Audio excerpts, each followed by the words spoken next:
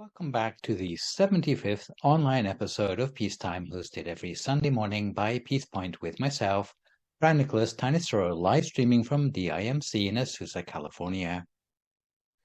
Last time you saw me, we looked at blessing number 33 on seeing the Four Noble Truths. With the Dhamma talk today, we'll continue on our journey through the 38 blessings to the final blessing in the Practice for the Eradication of Defilement subsection. That is number 34 on the Attainment of Nirvana. So today's session will run to about an hour and 10 minutes, starting with a 20-minute talk to distinguish the different sorts of Nirvana, then 40 minutes of meditation and 20 minutes on debates surrounding Nirvana and the practicality of attaining it. According to Buddhism, Nirvana is the ultimate attainment to aim for in one's practice. Is something which, amongst the world religions, is a distinctive feature of Buddhism. We all know that attaining nirvana is a major feat. Even to understand the concept of nirvana is also a huge challenge, because it requires steadfast understanding of almost all the preceding blessings, especially those found in groups 8 and 9. So to recap slightly, in blessing 29 on the sight of a true monk, we saw that those limited to a mundane level of knowledge tend to be held back from understanding transcendental matters. It's hard for them to make a paradigm shift in their worldview. It's like trying to describe the colors of a garden to someone who's only ever known black and white. And you will remember session B041 when we heard the story about the turtle and the fish. Making that leap in conceptualization is particularly important when it comes to studying nirvana. Next, in blessing 30 on the regular discussion of the Dhamma, we recognize that laterally in the blessings it's become increasingly hard to explain the subject matter in material terms, especially when enumerating guidelines for the discussion of the Dharma. We discovered that often we have to give new Dhamma ideas the benefit of the doubt when we come across them for the first time. Similarly, we need to be broad-minded towards different approaches to Buddhist practice as a skillful means to encourage people to do wholesome deeds in a way that is familiar to them, whether it be practicing the Noble Eightfold Path, the 3 trainings, the 6 directions, the 3 modes of merit-making, or avoiding the roads to ruin. We should give support and encouragement to anyone who is inspired to engage with any practical aspect of Buddhism, rather than squabbling over points of philosophy which might serve only to distract them from continuing with their practice. Even though different schools may differ in opinion concerning the higher philosophy by referring to different parts of the scriptures or of differences of interpretation, surely we would be better to agree to disagree on these subjects rather than to let these differences cast doubt on what we are practicing. And we come back to that expression again about not letting perfect be the enemy of the good. All spiritual cultivators are rather like long-distance travelers in the cycle of rebirth.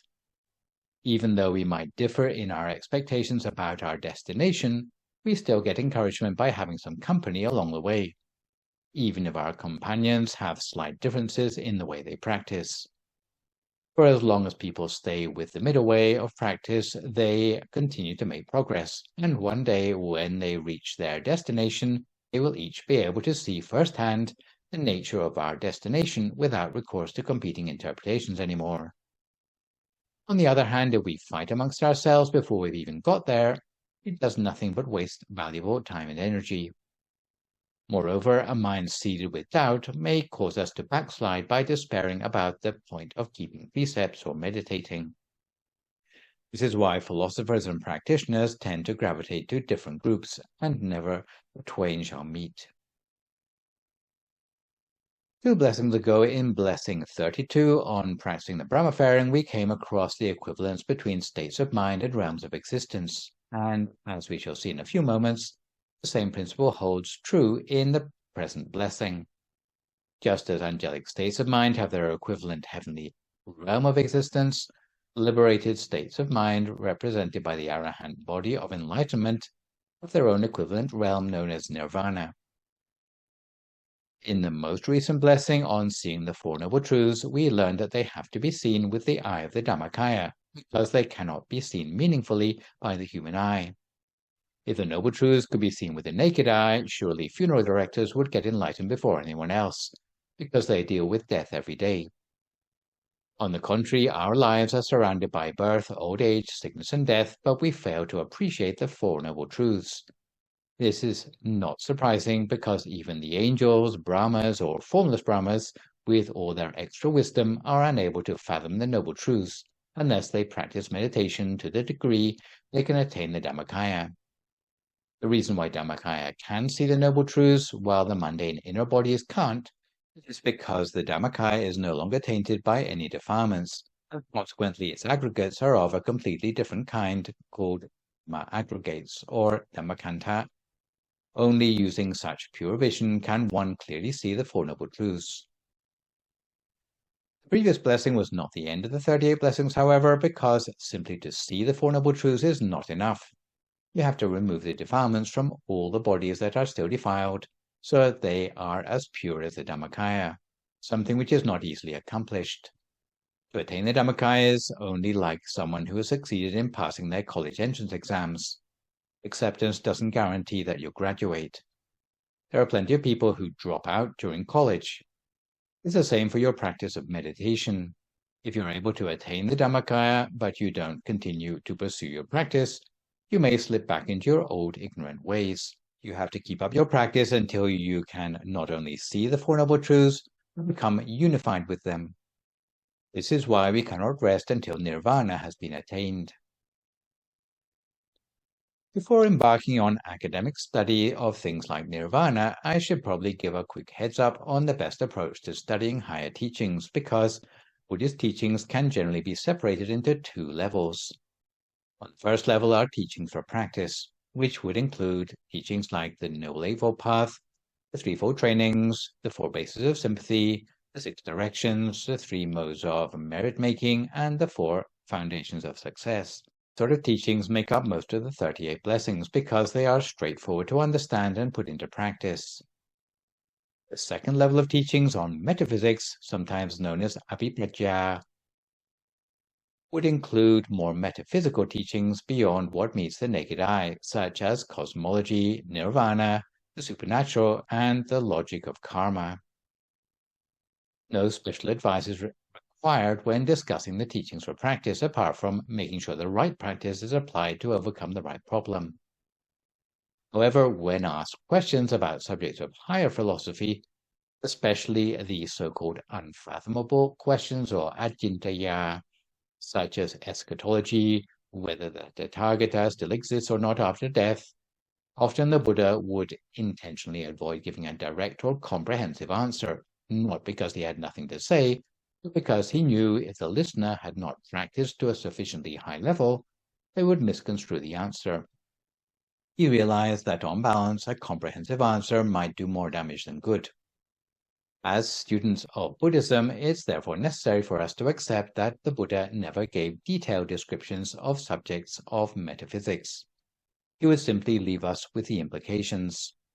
In other words, it's up to us to fill in the details through the results of our own practice.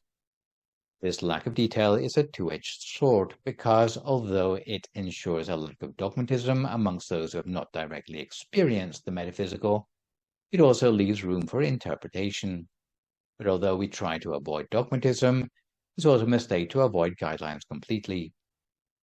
In the majority of the Buddhist textbooks, the higher stages of practice are rarely described in detail, because all of these things are taken to be merely the outcomes of meditation.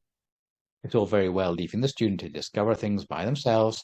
For some people, the uncertainty might lead to discouragement. They might worry, does nirvana really exist, or is it just a fairy story? For such practitioners, some guidelines are useful, if only to inspire them with the confidence to practice further until they can know nirvana for themselves. On the other hand, giving too much detail may be counterproductive, especially for those who tend to think, now I know nirvana is a reality, there's no point in trying to prove it for myself. Better go back to bed instead of meditating. When studying nirvana, it's therefore necessary to take as some form of guidance the little scriptural evidence the Buddha did offer us. When speaking of nirvana, the Buddha did assert that nirvana exists, but his description of characteristics of nirvana consists of a series of negations rather than confirmations, for all the reasons I've already mentioned. As a result of this lack of detail, we can make no firm conclusion about certain characteristics of nirvana from the scriptures, as we shall see later when we consider the characteristics of nirvana. However, what we can say about nirvana for sure is that it does exist. This is why, whatever we believe about the detail of nirvana, as Buddhists, we should take confidence in the Buddha's assertion that nirvana exists, and that it is the end of all suffering. As such, it remains the ultimate goal of Buddhist practice. The word nirvana or nibbāna in Pali language has a variety of meanings. Nirvana can be translated literally as extinguishing, or it can mean escape. Where it means extinguishing, it means the extinguishing of defilements or of suffering. Where nirvana means escape, it means escape from the triple world. Without these additional shades of meaning, the whole of Buddhism becomes indistinguishable from nihilism, as often happens with excessive discussion of the meaning of the words emptiness or sunyata in Buddhist philosophy. As with states of mind and realms of existence, the word nirvana can have two levels of meaning. Firstly, it can mean nirvana as a state of mind of a person with no further defilements, or secondly, it can mean nirvana as a place where those who have freed their mind from all defilements can go to partake of eternal bliss. Given that the word nirvana leaves room for interpretation, usually in the study of Buddhism, some clarification is achieved through the addition of prefixes. So, if we are talking about nirvana as a state of mind, which uses the technical term sa-upādisesa-nibbāna, it means we don't have to die first and be reborn to attain it, because it is the living experience of nirvana. While still in the human realm, we touch upon nirvana in our meditational experience when we have purified our mind of all defilements, but our five aggregates have not yet broken up. While still alive, the attainment of Dharmakaya will manifest inside us, imparting the same happiness as if we were really inside nirvana as a realm of existence. Nonetheless, we are still alive in our human body. Secondly, we might talk about nirvana as a realm of existence, in which case we would use the term anupādisesa-nibbāna. So the previous term started with the prefix sa, while this one starts with the prefix anu. Here we are talking about nirvana in a sense that it exists as a realm outside our body and mind. Sometimes it is referred to as posthumous nirvana because we can only go there after the final breaking up of our five aggregates, so we will not be reborn again. The Dhammakaya, which one has attained by becoming unified with sa-upādisesa-nibbāna, will be drawn through the center of the body and enter upon anupādisesa-nibbāna. Nirvana as a realm is an empty area outside the triple world, which is beyond the reach of suffering. This place is the abode of all the bodies of enlightenment of all the fully enlightened Buddhas, Vajrayana Buddhas, and Arahants who have attained enlightenment in the past. In that place there is only happiness because no suffering can reach there. There's no rebirth, aging, sickness, or death because everything is made up of dharma aggregates. This place cannot support people or angels or brahmas because they are not composed of the dharma aggregates. Only Dhammakayas can access it. When an Arahant, Vajrayana Buddha, or fully enlightened Buddha passes away from this world for the last time, when the five aggregates of their physical body break up at death, their Dhammakaya will be attracted directly into nirvana. Another term related to nirvana as a realm is to talk about nirvana as the location of nirvana, which is distinguished by the technical term āyatana-nibbāna. According to the Udana's Patama-nibbāna Sutta, āyatana-nibbāna is the location of nirvana. Āyatana-nibbāna actually exists, but it is not made up of the normal elements like earth, water, wind, and fire in the same way as things that we can see with the naked eye. It is neither in this world nor another world. It's not the sun, the moon, or the stars, because all of these things are still within the three spheres, bhava, and are hence mundane or lokiya. Nirvana is outside the three spheres and is transcendental or lokuttara. In Nirvana, there is no movement, no coming or going. Those who have attained āyatana-nibbāna will be able to see past Buddhas sitting deep in meditation or nirodha samapatti, more numerous than all the grains of sand in all the four great oceans. All that remains of those enlightened ones are their Dhamma bodies. But Dhamma bodies more exquisite than any Dhamma body you can perceive within yourself. Dhamma bodies that are self-sufficient with boundless happiness, independent of any outside influence, because the mind of those Buddhas has transcended all suffering completely. Finally, if we are talking about Nirvana as a final destination, we use the technical term parinibbāna. This term is sometimes used as a verb to indicate the action of entry into anupādisesa-nibbāna for the final time by an arahant or by the Buddha. At other times, it is used as a noun to indicate the occasion of the final entry of an arahant or Buddha into anupādisesa-nibbāna at death. Although in the Iti-Uttaka scripture, a clear distinction is made between the terms sa-upādisesa-nibbāna and anupādisesa-nibbāna, most of our knowledge of the difference between these terms comes to us only courtesy of the commentary by the great abbot of Wat Phra Nicholas Thanissaro. Without understanding this distinction, the more you read about Nirvana from supposed experts, the more confused you will become, because most of the experts base their opinions on the interpretation of previous experts rather than on first-hand experience. Some texts even go as far as to say Nirvana doesn't exist. Some say it's just a metaphor for having come to an end of defilements. Some go as far as to say that animals can go to Nirvana, which is no real surprise because even the existence of heaven and hell, let alone something as lofty as Nirvana, has been called into doubt by recent generations of Buddhologists. Some believe heaven and hell are nothing more than states of mind, explain that when you do good deeds you feel relieved and fulfilled, just as if you were in heaven.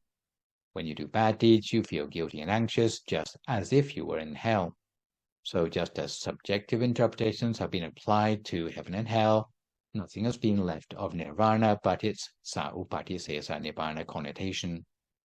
We are therefore fortunate still to live in a historical era when the testimonies of those who have actually seen Nirvana are still within living memory, so that our inspiration to cultivate ourselves until being able to attain Nirvana can be supported by something more substantial than a mere legend. So before we come to time for our meditation today, there is time for a quick scriptural story that highlights the difference between Nirvana and the realms of the triple world. Once in Rajagaha in ancient India, there was a Brahmin by the name of Vaṅgisa, who practiced a form of necromancy by which he could tell the afterlife destination of a cadaver simply by tapping its skull. The Brahmins were very proud of Vaṅgisa and paraded him from village to village so that people would flock to him and pay handsomely to find out where their various dead relatives had been reborn. On one occasion, Vaṅgisa and his party visited a village not far from the Jetavana monastery where the Buddha was residing. They met many of the Buddhist supporters there, so the Brahmins invited them to consult Vaṅgisa about their relatives' afterlife destinations. The Buddhist supporters were indignant, however, and protested, "What does Vaṅgisa know? Our teacher is the one without a rival. He alone is the enlightened one." As a result, there was a heated argument between the Buddhist supporters and the Brahmins. Eventually, some saw sense and said, "Let's settle this once and for all. Take Vaṅgisa to meet the Buddha, and they can have a showdown." So they went together to the Jetavana monastery, and the Buddha, knowing their intentions, instructed a monk to gather together 5 skulls, one from a person reborn in hell, one from a person reborn as an animal, one from a person returning as a human, one from a person reborn in the Deva world, and one of an arahant. The 5 skulls were placed in a row, and when Vaṅgisa was shown the skulls, he could immediately tell where the owners of the first 4 skulls had been reborn. But when he came to the skull of the arahant, he was at a loss. The Buddha said, "Vaṅgisa, don't you know? I know where the owner of that skull has gone. Vaṅgisa then urged the Buddha to teach him the skill by which he would have the ability to tell where the arahant had been reborn. The Buddha told him that the condition of learning such a skill was that he would have to become a Buddhist monk. Vaṅgisa reluctantly agreed and told his Brahmin friends to come back for him later when he had mastered the skill. As a monk, he was instructed by the Buddha to meditate on the 32 parts of the body. He diligently practiced meditation as instructed, and within a short time attained arahantship. Later, when the rest of the Brahmins came back, one asked him whether he had mastered the skill. Vaṅgisa said, "If that's all you have come for, you had better leave me right now. There's no need for me to learn that skill anymore. I will no longer be going along with you." On overhearing this, the other monks asked the Buddha whether he was claiming to have attained arahantship. The Buddha confirmed that Vaṅgisa knows the death and rebirth of beings. He is an arahant. So the moral of the story is that nirvana is not just a higher version of heaven, it is actually completely outside the triple world system. If it were just another level of heaven, Vaṅgisa would have been able to find the afterlife destination of that arahant without special training. So now that we are a little bit more well-informed about what is meant by nirvana, let's see if we can get closer to attaining nirvana for ourselves by settling down for 40 minutes of meditation, which today is a recent live recording of the track entitled Loving Kindness and Its Benefits. If at this time you would like to find a comfortable sitting position for yourself as you listen to my guidance.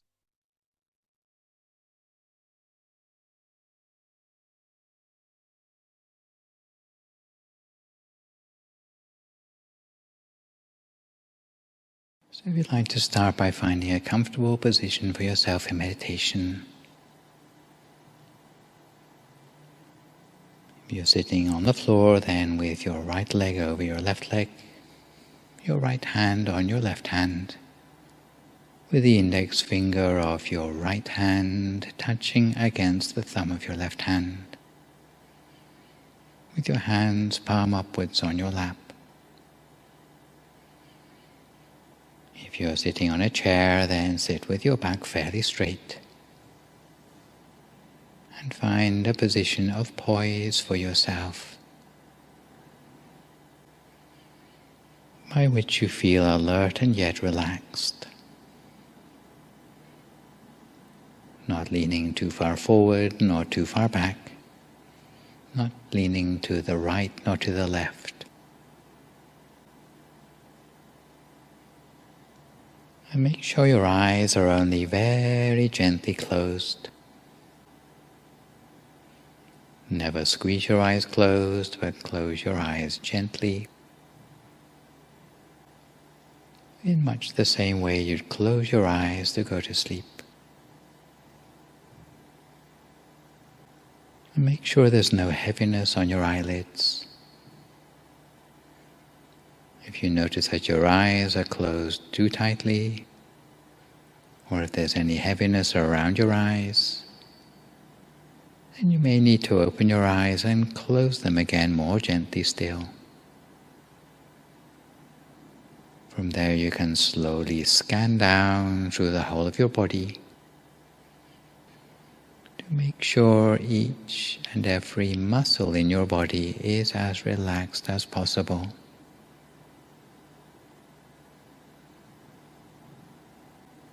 So relaxing the muscles of your face, of your neck, and letting your shoulders drop to their natural height.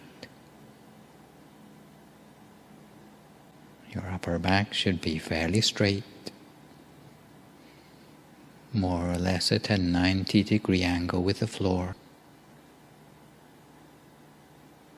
And with your head and your neck upright. Scanning further down by relaxing your torso, both of your legs,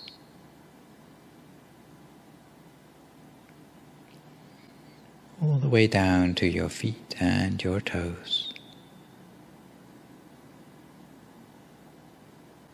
until you're fairly satisfied that no part of your body remains with any sort of stress or tension anymore.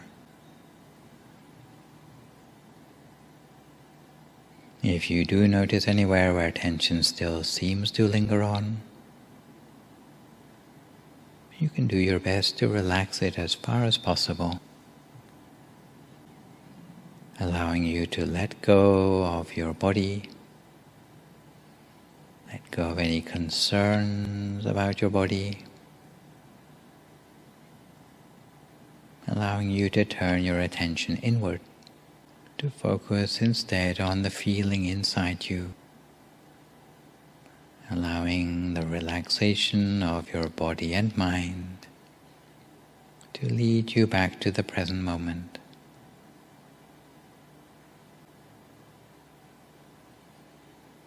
And we turn our attention to relaxing the mind, conjuring up a sense of happiness and joy in the mind, and allowing that sense of refreshedness inside us to perfuse the whole of our body and mind for a few moments.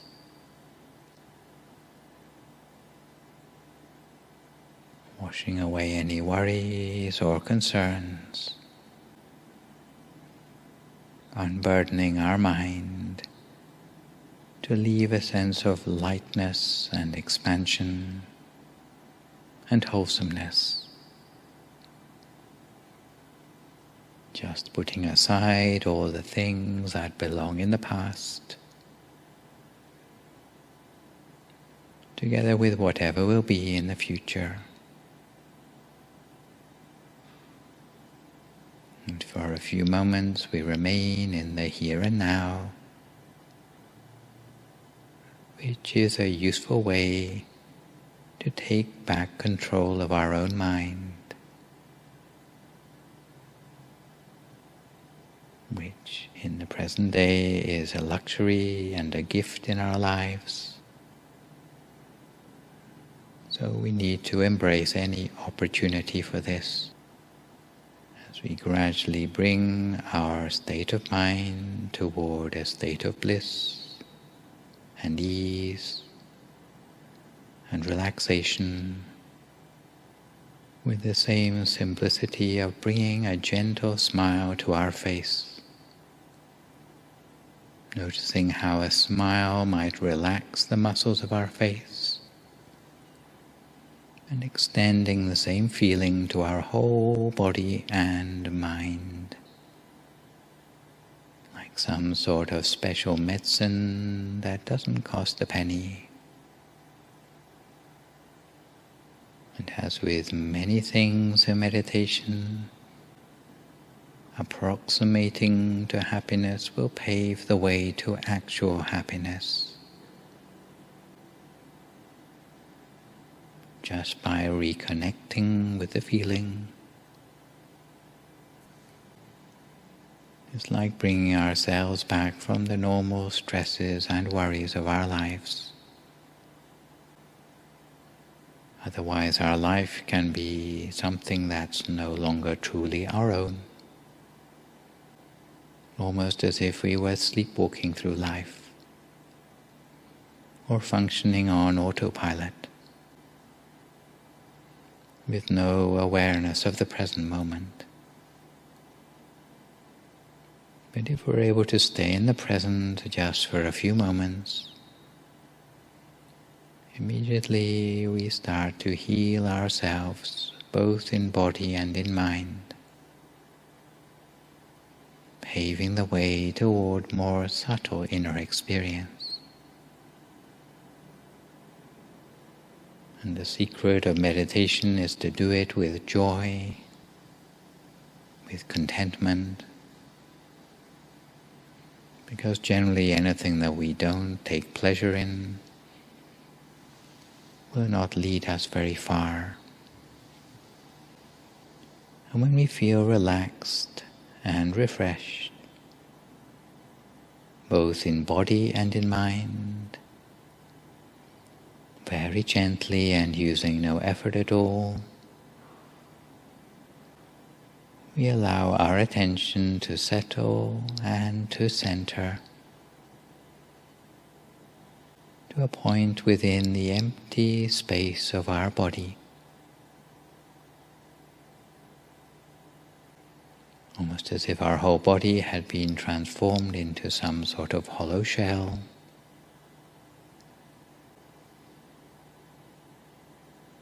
And an object of meditation which is convenient for us. It might be something visual. It might be something that we feel is there. We allow it to slowly gravitate down within the space of our body until it comes to a comfortable place somewhere around about the level of our solar plexus. So it's visual, it might be something bright and clear and rounded, like the sun or the full moon or a star. If it's more tactile, then it may be an object that we know is there by its weight and texture, its temperature. We allow it to settle gently at the center of ourself, while at the same time letting any thoughts in the mind gradually settle out. Gradually slow down and grind to a standstill until no further thoughts arise in the mind anymore. A state known as the standstill of the mind. If any thoughts should crop up in the mind, we do our best to ignore them. And generally they will die down into silence all by themselves. But if we feel the need to use a mantra as a mechanism to run interference on our thoughts and basically block those thoughts from the mind, we might make use of that traditional phrase, Samma Arahang, Samma Arahang, Samma Arahang, over and over again, with the source of the sound coming up from the center of ourselves, gradually lulling the mind towards a state that is increasingly free of any thoughts. And the two things hand in hand, that is, the inner object and the sound of the mantra if necessary, will help to lead the mind to a place of focus within us, while eventually freeing the mind of thought. A standstill of the mind means that the mind comes to rest inside the body, with no further thinking anymore. Some people think that the mind is nothing without the thinking process. But in fact, in your meditation, you'll find out that the mind without thought is much more powerful than a mind caught up in concepts. The mind that is free of thought can start to draw upon consciousness at a deeper level. Consciousness that we might call the gut feeling of the mind, or the inner wisdom of the mind. And once we switch on to these things, it will be like a sense of illumination within ourselves that literally sheds light on the mysteries of the world around us. Because wherever there's light, there will also be knowledge. Wherever there's knowledge, no ignorance can creep in. And all the other impediments to such knowledge, whether it be a sense of greed or fear, hatred or delusion, no longer have a place to hide themselves anymore. And once we've seen how things are for ourselves, then no one else will be able to persuade us otherwise. So now for a few more moments in silence, we cultivate our sense of intuition within us, freeing the mind of thought, allowing our mind to settle at the point of focus within us, cultivating the mind in this way lightly and gently just for a few more moments in silence until we come to the appropriate time.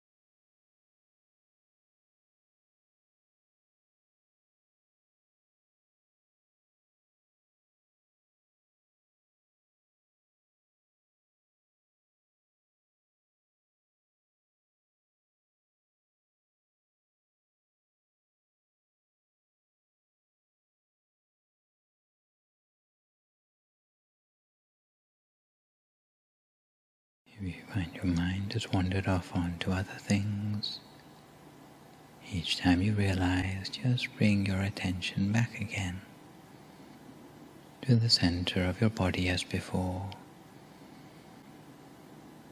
Bringing your attention back to the center of the body as many times as it takes to build up that sense of continuity between your awareness and that special place at your center.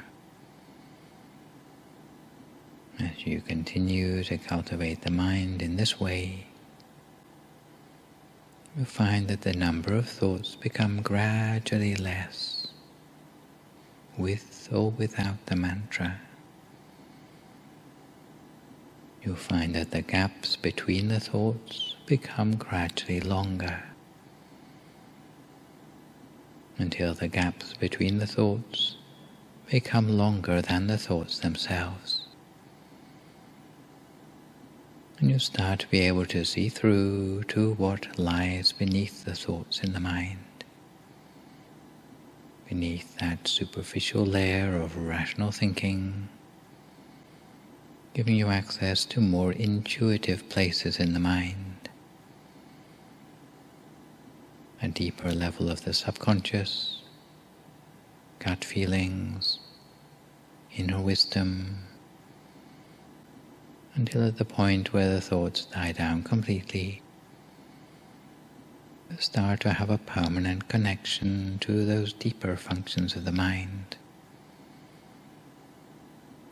Sometimes when we are new to meditation, we may find that there are so many things popping up in the mind, as if our mind is still busy, rather like the ocean with one wave after another. But if we're able just to accept that this is how the mind is, rather than getting worried or upset the way our mind behaves, then we will starve those thoughts of attention, simply acknowledging and bringing our mind back to the object inside us, until gradually we'll start to master the mind, rather than be slave to our own distractions. But for now we keep our mind on track, lightly and gently, keeping our mind in place with nothing more than a feather-light touch, each to our own practice for a few more moments in silence, until we come to time for some loving kindness meditation.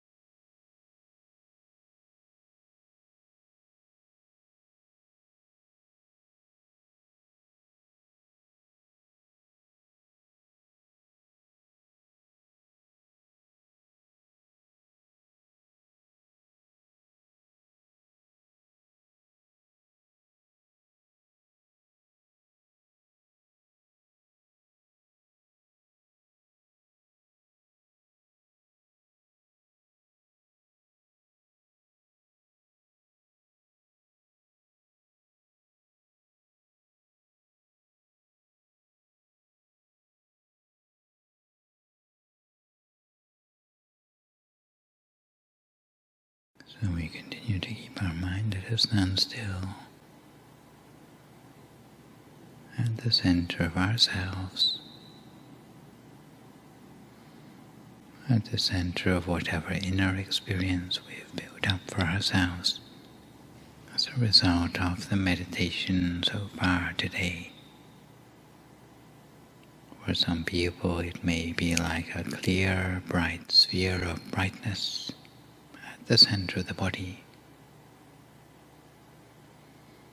For others it may be more like a feeling of warmth or well-being, again centered around the middle of ourselves. But whatever sort of inner experience we have attained, we touch with our attention very gently at the center of that experience. Touching gently with the same lightness of a feather floating down to touch on the surface of some water,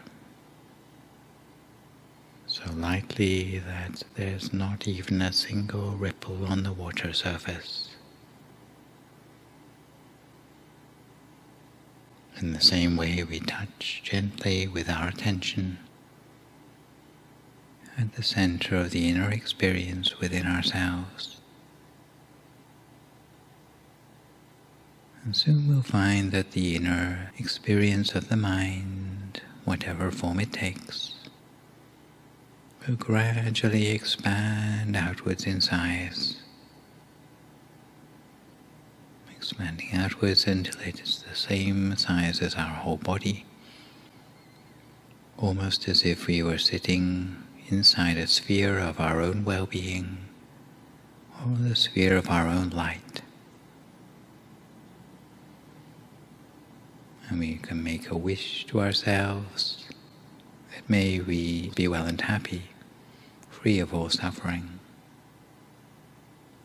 And touching again with our attention at the center of the body,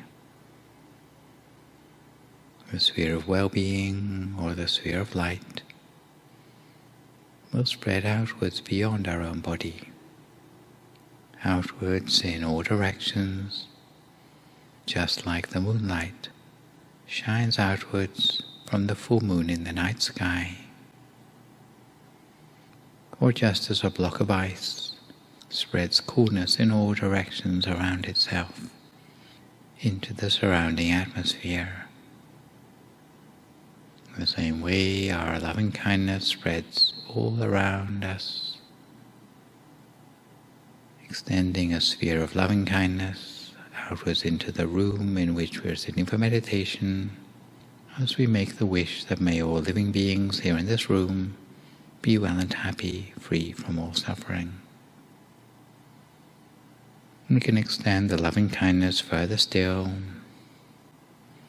outwards from the center of the body to encapsulate the whole of the building in which we are sitting for meditation, with the wish that may all living beings here in this building be well and happy, free of all suffering. We spread the loving kindness further still outwards into the neighborhood, with the wish that all beings in this neighborhood be well and happy, free of all suffering. Further outwards to the whole city around us. And if you find it easier, you might imagine it as a map seen from above, extending loving kindness almost in bird's eye view. Spreading loving kindness outwards to cover the whole map of the city, in all the directions all around, so there's no part of the city not touched by the coolness and radiance of the loving kindness, while again making the wish that may all living beings here in the city be well and happy, free from all suffering. We can spread loving kindness beyond the city limits to the whole country, outwards to the borders, in all directions all around, spreading loving kindness without exception to the very borders of our country, in all directions all around. Again, making the wish that all beings in this country be well and happy, free from all suffering.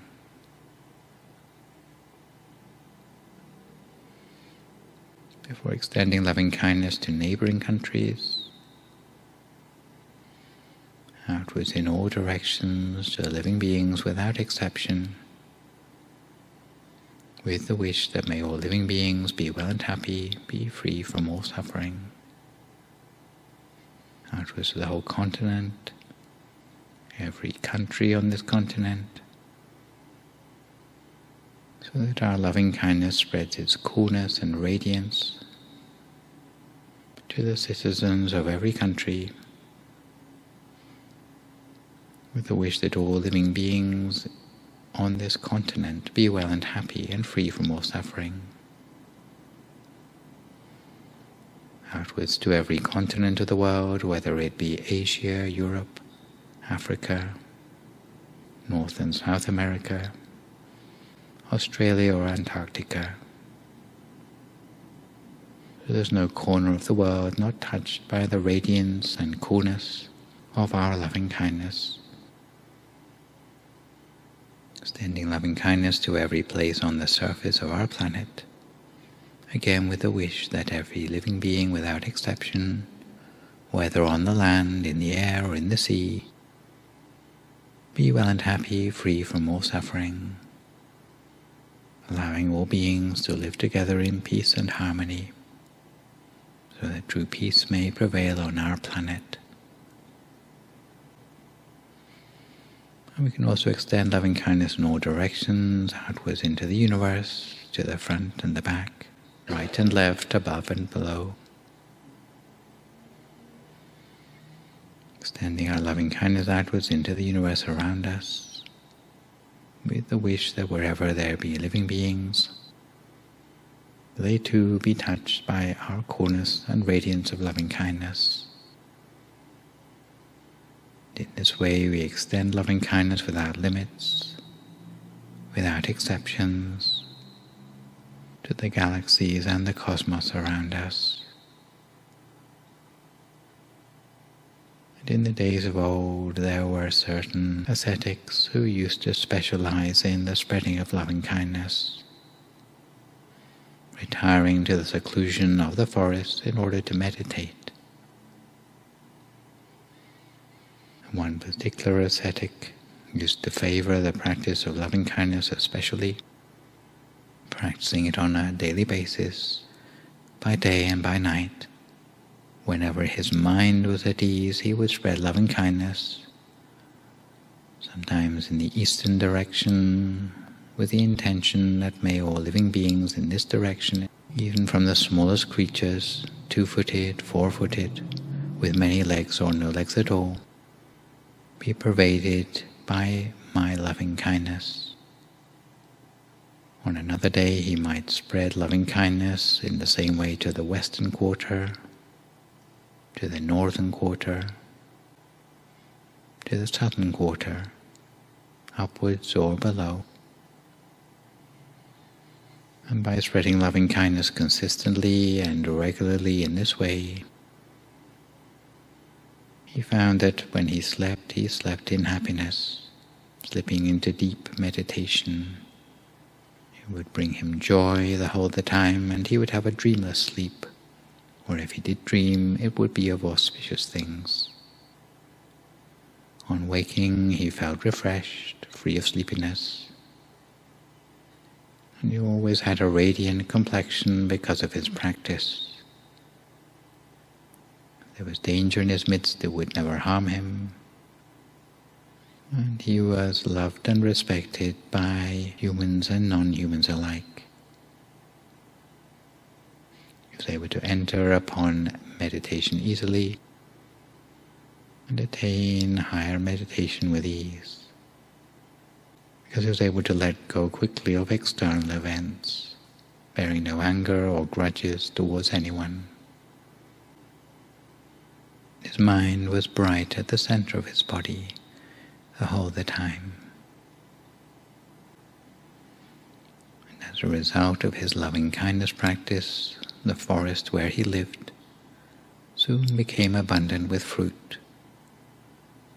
Even humble animals that were sworn enemies like deer and tigers, coming into the vicinity of the forest, were able to coexist in harmony, because even their minds responded to the purity and clarity of the loving-kindness meditation. So having spread loving-kindness in this way, we can condense our awareness back down again to the center of our body, taking careful note of the brightness, the clarity, feeling of peace and joy at the center of the body, and the sense of well-being. Remembering this feeling as well as we can, because this feeling represents the state of progress in meditation that we have made up until now. And if we can remember this feeling as well as we can, the next time we sit down to meditate again, we can start again from this feeling. Start by conjuring up this feeling, and we can continue to make progress next time from where we left off. So for the last few moments of this meditation, we take a few moments to make a mental note of the state of our progress in meditation, remembering the feeling as well as we can for a few more moments now in silence.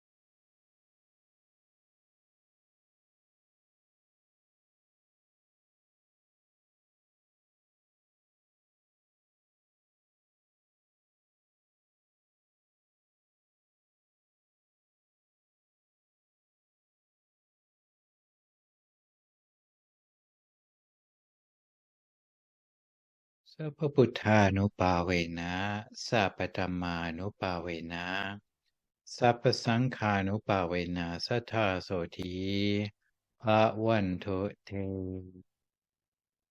So if you'd like to come to the end of your meditation for today, you can gradually open your eyes again. If you feel at all uncomfortable, then slowly try changing to a more comfortable position before gradually finishing your practice. So to return gently to our subject matter for today, we continue by looking at some of the debate around the characteristics of nirvana that we are trying to attain. From the passage I quoted to you from the Parinibbāna Sutta I mentioned concerning āyatana-nibbāna, we can see that there are three major characteristics of nirvana that contrast with the characteristics of all matter still within the grasp of the three universal characteristics or sammanya laksana. Normal phenomenon or dhammas with a small d, such as the five aggregates, are marked by impermanence, but nirvana is permanent. Conditioned dhammas, such as the five aggregates, are of the nature of suffering, but nirvana is of the nature of happiness.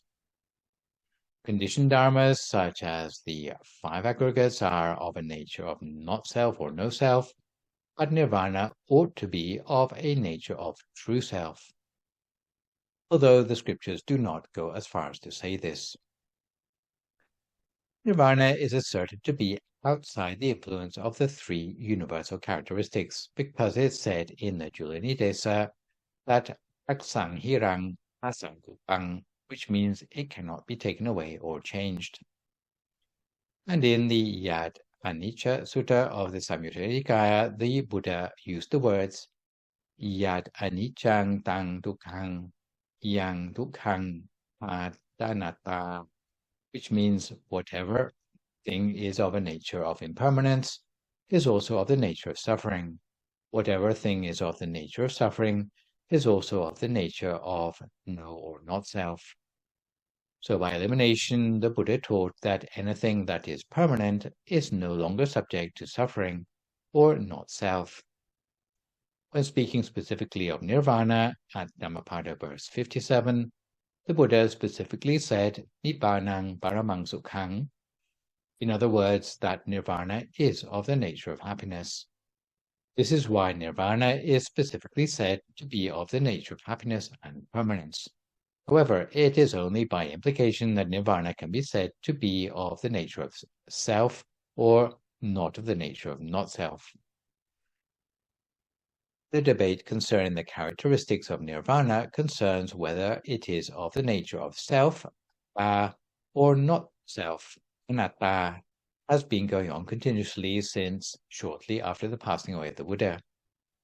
Even in the present day, there are both Western and Eastern academic scholars who still debate this issue. In fact, there are several separate issues that are under debate, namely whether true self is a teaching acceptable to Buddhism, about the real meaning of the word anatta, and the scope of the words dhammas, spelled with a small d. To deal with each of these debates in turn, let's start with a debate on the existence of the true self or atta in early Buddhist teachings. There are proponents of both sides of the argument. Although accepting true self in the early teachings is often considered unorthodox, the advocates include two former presidents of the Pioneer Society, Caroline Rhys Davies and Iselin Blue Horner, who are cited respectively in Stephen Collins' 1997 textbook, Selfless Persons, and in Peter Harvey's 1995 textbook, The Selfless Mind. They were supported in their view by both Dismas Humphreys and Edward Conze. The argument put forward by these pioneering scholars were that firstly, the Buddha never categorically denied the existence of a true self on any level of the truth, and secondly, that the original teachings of the Buddha imply that the true self exists in a state that is higher than the level of the five aggregates, or conditioned phenomena. They argued that the only reason the Buddha never referred directly to the existence of a true self is because those who have not attempted to practice meditation for themselves might misunderstand that the true self in Buddhism was the same as the one mentioned in the Upanishads. References for these arguments are found in Tipitaka texts in versions as diverse as the Pali, Sanskrit, Chinese, and Tibetan, to mention but a few. In fairness, though, I should acknowledge that there are many scholars who assert that any mention of true self in the teachings of Buddhism is heterodox or an outlier, and they too have their own scriptural citations for their arguments. The second bone of contention concerning nirvana is over the real meaning of the words atta and anatta. Confusion can arise in academic circles when scholars fail to contextualize technical terms in the scriptures. Those unfamiliar with the literature assume that any given word will have the same meaning irrespective of where it appears in the scriptures. However, since the Buddha was known to adapt his teaching to the character and needs of the listener, often identical words in the scriptures can have hundreds of different shades of meaning. The technical terms atta and anatta are no exception. Some say that the word atta means self in the same way that atman means self in the Upanishads. Hindus teach that there is a self inside every one of us, which will ultimately be reunited with the great being, or Paratman. And Buddhologists are afraid that if self is accepted as a legitimate Buddhist teaching, it will be a concession to Hinduism. In fact, these fears are ill-founded because the word atta has many possible meanings. It can mean the ego, or equally the pronoun me or the possessive my. It can also refer to the higher concept of me and my for an angel or a god. The word atta can also mean true self in an ultimate sense. In the Digha Nikaya's Parinibbāna Sutta, it is used in the sense that the Buddha declared attadipa viharati atta sarana ananya sarana ammadipa dhamma sarana ananya sarana. And I translate literally, take yourself as your island. May you take yourself as a refuge. Take no other thing as your refuge. May Dhamma be your island. May Dhamma be your refuge. Take no other thing as your refuge. In this case, atta obviously has a different meaning from the word atta as used in the case of ego, or the word Atman used in the Upanishads. This is why in the study of the Tipitaka it is essential to distinguish the definition of the vocabulary we meet contextually for each occurrence. For the word anatta, we need to be no less careful. There are those who believe the word anatta means no self, in other words, selflessness, and others who believe that it means not self, in other words, that which is not a self. To compare it with the equivalent term manuso, which means person, the word amanuso also exists. Should it mean no person, in other words, personlessness, or not person, in other words, that which is not a person. This gives a different angle when we look at the usage of the word self. For example, when the Buddha taught that the five aggregates or khandha are not the self, the implication is that the real self is elsewhere, outside of the five aggregates. This is why the Buddha taught us that the real self is our refuge, and that you can attain that true self by the practice of the four foundations of mindfulness or satipatthana, by seeing the body in the body, feeling in the feeling, mind in the mind, and the Dharma in the Dharma. The third and final bone of contention is the interpretation of the words sabbhe dhamma anatta. In other words, all phenomena are anatta. The debate is about the scope of the word dhamma, or phenomena. Some commentaries, such as the Mahajula Royal Institute edition of the Jula Nitesa, include nirvana amongst the phenomena, while others do not. In those sources that don't include nirvana as one of the dharmas, the scope of phenomena extends to nothing more than the five aggregates. So, depending on whether you include nirvana amongst the dhammas with a small d, nirvana will or won't be of the nature of non-self. For each of the debates I've mentioned, there are many supporting references from the primary sources in various languages. There is analysis of each in comparison with the principal teachings of Buddhism. There are conclusions of possible implications and conclusions from each side of the argument. For example, if there happen to be no self, how can we explain the operation of the laws of karma between one lifetime and the next? There's no consensus of opinion to the contrary, but the lack of clarity does nothing to quench the ferocity of the debates. For sure, if you want to attain nirvana, either as a state of mind or as a final resting place, you have to practice the Noble Eightfold Path perfectly. You need to perfect all 8 components at the same time, whether it be right view, intention, speech, action, livelihood, effort, mindfulness, or concentration. But another way, you need to uphold the precepts, which will give you right speech, action, and livelihood. You need to practice meditation, which will give you right effort, mindfulness, and concentration. You need to attain perfect wisdom, which will give you right view and intention. It's like when you're cooking, you need to add all the ingredients to turn your recipe into a meal. In order to attain the Dhammakaya at the initial level, in other words, Dhammakaya Kuṭumbiyaputta, you need to practice the precepts perfectly, even if your meditation and your wisdom are not so well developed. If you develop your meditation further, you will soon be able to see the Four Noble Truths, for which you need precepts and meditation that are perfect, while leaving your wisdom with a little room for improvement. Once you get to the point where all 3 precepts, meditation, and wisdom are perfect, only then do you have a chance to attain nirvana. So, the practicality is that as your wisdom improves, you'll be able to attain the Dhammakaya of an arahant. When an arahant passes away, their physical body goes to the funeral pyre, but their Dhammakaya will enter upon anupādisesa-nibbāna, and there will be no further rebirth for them. In conclusion, if you want to attain nirvana, you have to attain nirvana that is inside yourself.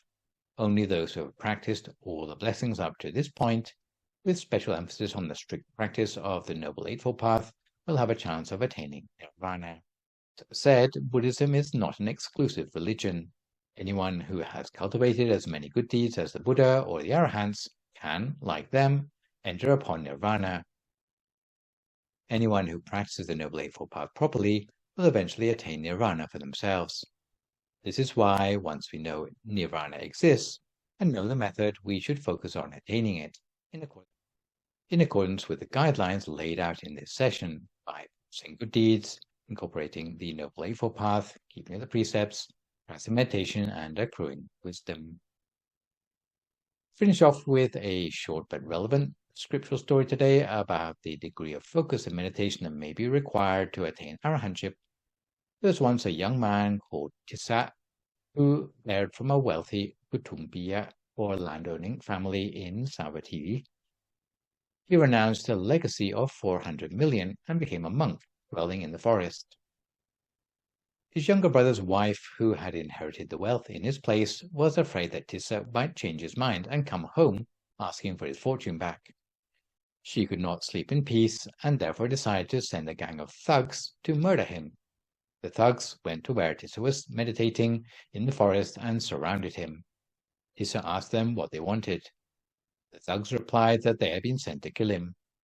He didn't resist, but begged them to spare his life for one further night to give him enough time to strive for enlightenment. The thugs asked who would guarantee that he would not run away in the night. And because there was no one else to call as his witness, he picked up a stone and used it to break both his own thigh bones as a token that he would not attempt to escape, asking them whether that would be sufficient guarantee. The thugs grudgingly agreed to his conditions, but they still built a fire nearby to keep an eye on him until dawn. During the night, he overcame his pain and, reflecting on the purity of his own self-discipline, meditated for the whole of the night until he was able to become an arahant at dawn, at which point he no longer cared whether the thugs killed him or not, because he had overcome suffering at its root. So this session I have introduced to you Blessing 34 on the attainment of nirvana. You might wonder if there's anything left to study after attaining nirvana. And indeed, what remains of the 38 blessings is mostly to do with the benefits accrued to those who have already got there. So for my next live session online, which will, fingers crossed, be a week on Sunday morning, we'll move on to the first blessing of the final subgroup, number 35, on a mind invulnerable to the worldly vicissitudes. For good measure, I'd like to remind viewers that you can email your questions about meditation or what you've heard in the lecture to the email address that you can see spelled out in the slide, and do my best to answer these on my next session. In the meantime, I try to avoid recklessness or complacency as we continue to deal with the knock-on health and economic effects of the pandemic. Maintain a positive mood, speak only positive words, forgive others, extend good wishes to others, and meditate daily. Hopefully, as a result of today's session, you will feel better informed about nirvana and how to attain it. So for today, this is me, Phra Nicholas, signing off for today. So long, folks, and stay safe.